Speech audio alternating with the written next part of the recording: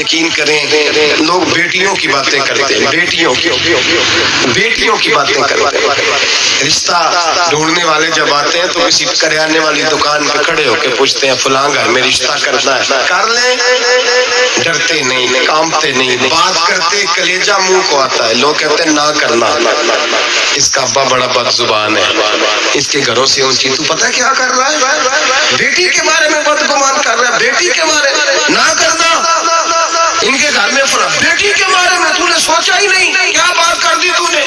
بیٹیاں تو برابر ہوتی ہیں، ایک جیسی ہوتی ہیں، نہ کرنا، ان کے گھر میں تو روٹی صحیح طرح نہیں پکتی۔ لوگ یہاں تک بدگمانی، جاسوسی، یہاں تک بدبو پھیلاتے ہیں، معاذ اللہ، خیال نہیں کرتے ہم کیا کہہ رہے ہیں، سوچتے نہیں۔ میرے رسول پاک، میرے محبوب دو عالم، نبی رحمت، نور مجسم کا انداز تو دیکھ میرے بھائی، ہم تو وہ عیب بیان کر رہے ہیں جو ہے ہی نہیں۔ اور آمنہ کے لال کا طریقہ کیا ہے؟ جس طرح ماں بیٹی پہ چادر نہیں ڈالتی اور کہتی ہے نہیں میری بیٹی ہے، نہیں میرا بیٹا ہے، اماں وکیل بن جاتی ہے بچوں کی، میرے رسول کا طریقہ دیکھیں، لفظوں کا حسن دیکھیں، فرمایا من ساتر مسلمن، فرمایا میرے مومن سے غلطی ہو جائے تو اس کی پردہ پوشی کر۔ اس طرح ماں بچوں کے بارے میں بات کرتی ہے، رسول پاک اس سے بڑھ کے امتی کے بارے میں بات کر رہے ہیں۔ فرمایا من ساتر مسلمن، من ساتر مسلمن، کون ہے جو میرے مسلمان کی پردہ پوشی کرے؟ کون ہے جو گناہ دے کے معاف کرے؟ کون ہے جو اس کی پردہ پوشی کرے؟ جو من ساتر مسلمن، فرمایا جو میرے مسلمان کی پردہ پوشی کرے گا ساترہ اللہ یوم القیامہ، فرمایا اللہ کے رسول کا وعدہ ہے کہ رب قیامت کے دن اس کے گناہوں پہ پردہ ڈال دے گا، اس کے صحیح مسلم میں میرے نبی پاک نے فرمایا اللہ اپنی رحمت کی چادر ڈالے گا بندے پہ، اللہ اپنی رحمت کی جو اس کی شان کے لائق ہے، اور چادر کے نیچے اس کو چھپا کے اللہ پوچھے گا جو لوگوں کے اب چھپاتا رہا، کس طرح چھپائے گا وہ بھی وضاحت دوسری جگہ پہ، فرمایا اس پہ چادر ڈال کے، جس طرح دو لوگ چادر میں چھپ کے سرگوشی کرتے ہیں، رب کریم پردہ ڈال کے پوچھے گا یہ گناہ کیا تھا؟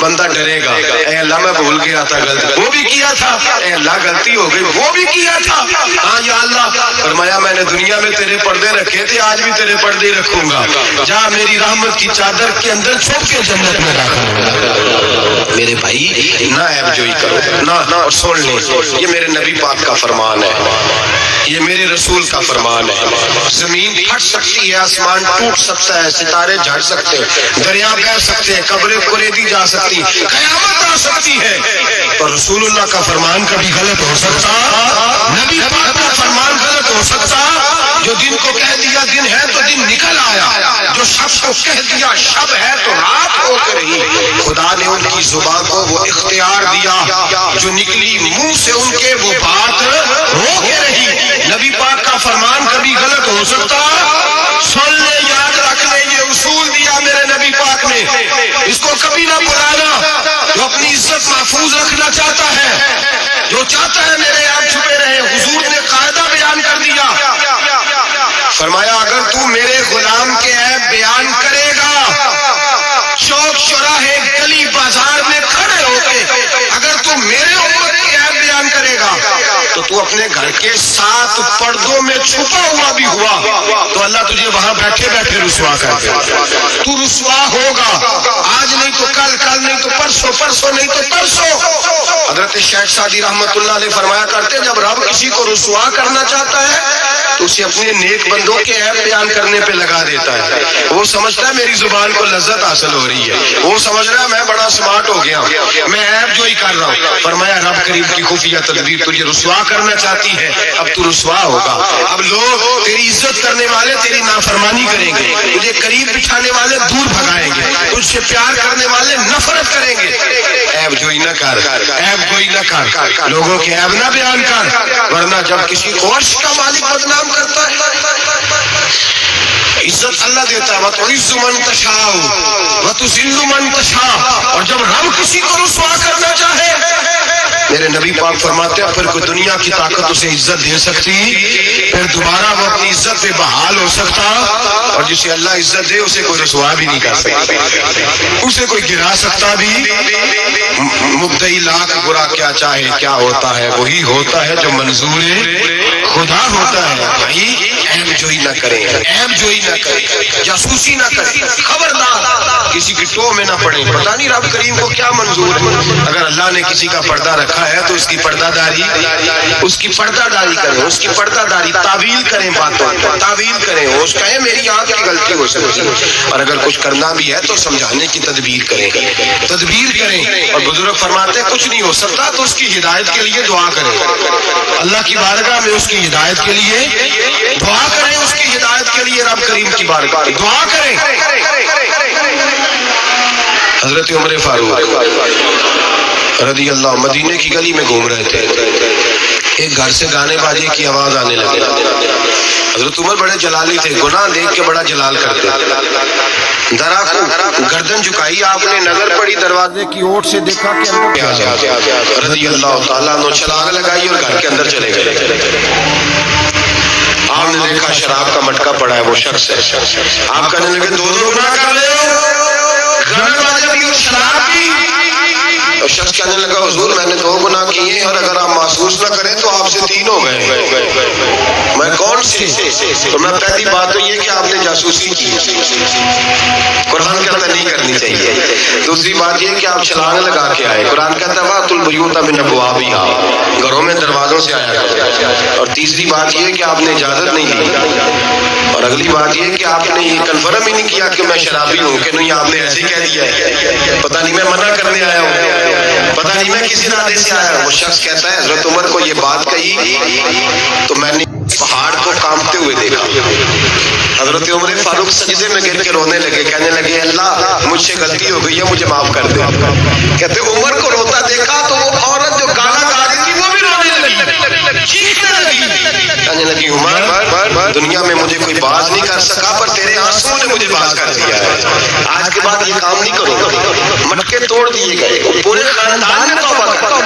میرے بھائی ہمارے بزرگ ذرا سی بات کو یہ احساس دلاتا تھا تو مان جاتے، یہاں تو میرے بھائی تو لوگ عیب جوئی کرتے، عیب جوئی کرتے اور اس عیب کو اچھالتے گلیوں میں، کوچوں میں، اچھے اچھے لوگوں کی، سفید داڑھی والے لوگوں کی، اعزاز والے لوگوں کی، اچھے گھرانے کے لوگوں کی، صاف ستھرے مزاج لوگوں کی، پاکیزہ طبیعت علماء کی، مشائخ کی، صوفیاء کی، لوگ پگڑیاں اچھالتے ہیں۔ ایسا نہ کریں، جاسوسی نہ کریں۔ میرے رسول کریم سید عالم صلی اللہ علیہ وسلم پردہ پوشی فرماتے تھے، حضور پردہ پوشی فرماتے تھے، میرے نبی پاک نے پردہ پوشی کا حکم دیا، میرے حضور کے غلام پردہ پوش تھے۔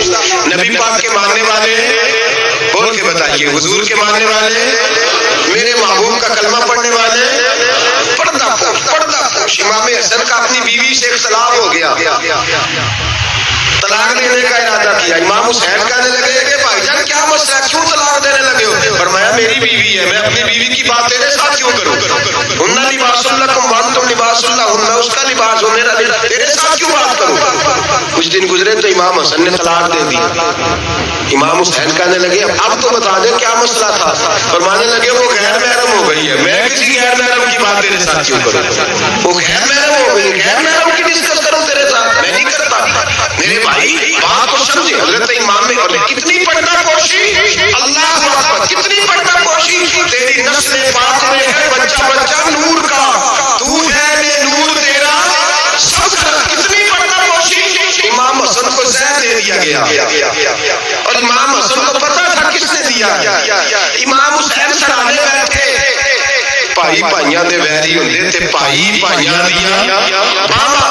حضرت امام حسن انتقال ہو رہا ہے، آخری وقت امام حسین رو رہے ہیں، میرا بھائی جا رہا ہے، میرا بھائی جا رہا ہے۔ کہنے لگے حسن میں تیرے قاتل کو چھوڑوں گا نہیں، میں تیرے قاتل کو چھوڑوں گا نہیں۔ پردہ پوشی دیکھو فاطمہ کے جگر گوشے کی، پردہ پوشی دیکھو مولا علی کے شہزادے کی، پردہ پوشی دیکھو جنہوں نے میرے رسول کے قدموں پر سواری فرمائی، پردہ پوشی دیکھو۔ حضرت امام حسن کہنے لگے کیا کہے گا تو؟ کہنے لگے بھائی جان بس بتا دے زید کس نے دیا، پھر میں دیکھیں اس کا حشر کیا کرتا ہوں۔ تو امام حسن کہنے لگے حسین اگر تو وہ نہیں جس پر مجھے شک ہے تو میں کسی بے گناہ کو سزا نہیں دلوانا چاہتا، اگر وہ نہیں جس پر مجھے شک ہے تو میں کسی بے گناہ کو سزا نہیں دلوانا چاہتا، اور اگر وہی ہے جس پر مجھے شک ہے تو پھر میرا رب تجھ سے بہتر انتقام لینے والا ہے، پھر میرا مالک تجھ سے، پھر میں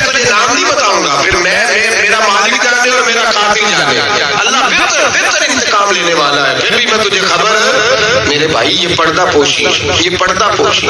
ہمارے تو زمانے کے اندر خوبیاں چھپ گئی، چھپ گئی، خوبیاں چھپ گئی ہیں یقین کریں، اور خامیاں ہر گھر کی، ہر خاندان کی، ہر برادری کی، ہر علاقے کی، ہر جماعت، خامیاں سرے عام ہیں. اور ہمارے ٹی وی پہ جو روز ٹاک شو ہوتے ہیں وہ خامیاں ہی تو بیان کرنے کے لیے ہوتے ہیں.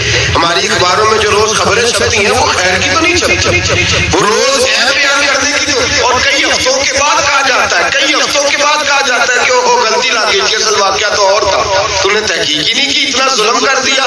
6 سال 10 سال ایک آدمی کی پگڑی اچھلتی رہی، رسوا ہوتا رہا، اور پھر 10 سال کے بعد کا باعزت بری کرتے. پہلے تحقیق تو کر لیتے، عزت تو اچھل گئی، تماشا تو لگ گیا، ہر چوک چوراہے میں بات ہو گئی. اور باعزت کا لفظ کا کیا مطلب؟ او بھائی لوگ عیب جوئی کرتے ہیں، گوئی کرتے ہیں، بڑے بڑے لوگ، بڑے بڑے پارسال لوگ شکار ہو جاتے ہیں، اور بعد میں لوگ کہتے ہیں ہو میں تو بھول گیا تھا، اصل بات تو اور تھی. پہلے سوچ کر کہہ، پہلے سمجھ کر بات کر، پہلے احتیاط کر، زندگی میں کسی کا عیب بیان نہ کریں. اور جب آپ کسی کا عیب بیان کر رہے ہوتے ہیں اس کا مطلب یہ ہے کہ آپ کی سوچ کس طرح کی کام کرتی ہے، آپ کا عمل کس طرف جا رہا ہے، آپ کا طرز حیات کس سمت گھوم رہا ہے. اپنے افکار کو خوبصورت بنائیں. مسلمان خوبصورت ہوتا ہے، خوبصورتی کی بات کرتا ہے. آپ یقین کریں ایک صحابی کی حدیثیں، فضیلت کی حدیثیں دوسرے صحابی نے روایت کی. ایک حدیث سنا کے بات ختم کرتا ہوں. کسی نے پوچھا حضرت فاطمہ الزہرا سے رضی اللہ تعالی کا، بی بی جی بتائیے نبی پاک کو سب سے پیارا کون تھا؟ تو حضرت فاطمہ کہنے لگی سیدہ عائشہ. کہا مردوں میں؟ فرمانے لگے جناب عائشہ کے والد ابو بکر صدیق. تو کسی نے پوچھا حضرت عائشہ صدیقہ سے وہی سوال. کہا جی نبی پاک کو پیارا کون تھا؟ فرمانے لگی سیدہ فاطمہ. تو کہا مردوں میں سے؟ جناب عائشہ کہنے لگی فاطمہ کے شوہر علی شیر خدا. ایک دوسرے کی فضیلت آپ ساری حیران ہوتا ہوں جب حدیث پڑھتا ہوں کہ صحابہ، کسی صحابی نے اپنی فضیلت کی حدیثیں روایت نہیں کی، اپنی فضیلت کی، جس نے بھی روایت کی دوسری کی فضیلت کی حدیث روایت کی، دوسرے کی عظمت کی حدیث روایت کی. انہوں نے ساری زندگی کی خوبیاں دیکھی. مولا کائنات مسجد کوفہ کے منبر پہ بیٹھے تھے، لوگوں سے پوچھ رہے تھے بتاؤ بہادر کون ہے؟ لوگ کہنے لگے آپ. فرمانے لگے نہیں، بہادر تو وہ تھے جو نبی پاک کے ساتھ اکیلے لڑا کرتے تھے کافروں کے ساتھ. بہادر تو ابو بکر صدیق تھے جو نبی پاک کے بدر کے دن حضور کے چھپر عریش کا پہرا دے رہے تھے. بہادر تو وہ تھے جو احد کے دن نبی پاک کے سامنے سینہ تانے کھڑے تھے. بہادر تو وہ تھے جو غار ثور میں شام کا ڈنگ کھا رہے تھے. بہادر تو وہ تھے جو آدمی رسول اللہ کے ساتھ مزار میں بیٹھے ہوئے. میں وہ ایک دوسرے کی فضیلت بیان کرتے، ایک دوسرے کی عظمت بیان کرتے، ایک دوسرے کی شان اور عظمتوں کا تذکرہ کرتے. حضرت سیدنا ابو بکر صدیق حضرت علی کی شان بیان کرتے، مولا علی سیدنا ابو بکر کی، عثمان غنی حضرت سیدنا عمر کی شان بیان کرتے، جناب عمر عثمان غنی کی عظمت بیان کرتے. وہ تو خوبیاں بیان کرتے تھے، ان کے منہ کو تو شہد لگا ہوا ہے، وہ تو ایک دوسرے کے بارے میں میٹھی بولی بولتے. ہم صرف اپنی بات، میں اچھا باقی غلط، میں اچھا، خدا مجھے ایسی خدائی نہ دے کہ اپنے سوا کچھ دکھائی نہ دے. خدا مجھے ایسی خدائی نہ دے کہ اپنے سوا کچھ دکھائی نہ دے. آنکھیں کھول کے دیکھا کریں. میرے حضرت صاحب فرماتے ہیں لوگ چھت پہ چڑھ کے دیکھتے ہیں اس لیے دنیا چھوٹی چھوٹی نظر آتی ہے. اللہ کرے زمین پہ بیٹھ کے اوپر دیکھیں لوگ بڑے بڑے نظر آئے، بڑے بڑے نظر آئے. مٹھاس پیدا کر، خوبصورتی پیدا کر، توانائی پیدا کر، سوچ کو صحت مند کر، ذہن کو بیمار نہ کر. خیر کی آنکھیں کھول کے دیکھ، تجھے زمانے میں بڑا حسن نظر آئے گا، بڑی پاکیزگی نظر آئے گا، بڑا سبزہ نظر آئے گا. میٹھی آنکھ کھول، پھر دیکھ تیرا دل ٹھنڈا ہو جائے گا. دعا کرتا ہوں رب کریم اپنے محبوب کا صدقہ ہماری سوچوں اور نظریات کو ستھرائی عطا فرمائے. ہمیشہ مدحت خیر الانام میں گزرے. دعا ہے یہ عمر درود و سلام.